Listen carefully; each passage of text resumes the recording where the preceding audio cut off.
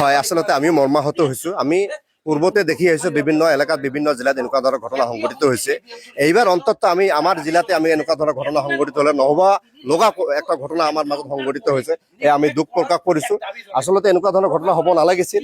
আমি শুনা মতে ইয়াত আজি পৰা কিছুদিন আগতে এটা ল'ৰাই ধুবুৰীৰ এটা ল'ৰা আহি ইয়াত ভাড়াতীয়া হিচাপে ৰুম এটা লৈছিলে।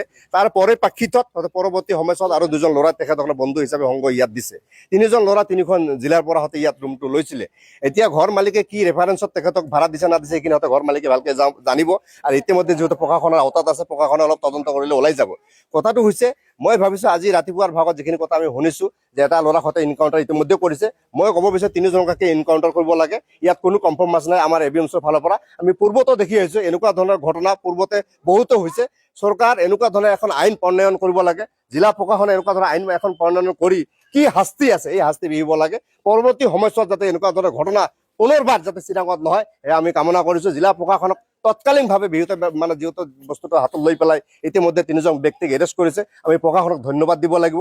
আৰু প্ৰশাসনে ইতিমধ্যে এজন ব্যক্তিক এনকাউণ্টাৰো কৰিছে। আমি সংবাদ মাধ্যমৰ জৰিয়তে যিখিনি কথা আমি শুনিছো আমি তেখেতসকলক ধন্যবাদ দিব লাগিব। পৰৱৰ্তী সময়ছোৱাত যাতে এনেকুৱা ধৰণৰ ঘটনা পুনৰাবৃত্তি যাতে নহয় আমি এবিএমচিৰ ফালৰ পৰা দাবী জনাইছো। আৰু অনতিপলমে সেই তিনিজন ব্যক্তিৰ কি শাস্তি আছে শাস্তি বিহিবলৈ জিলা প্ৰশাসন তথা অসম চৰকাৰক আহ্বান জনাইছো।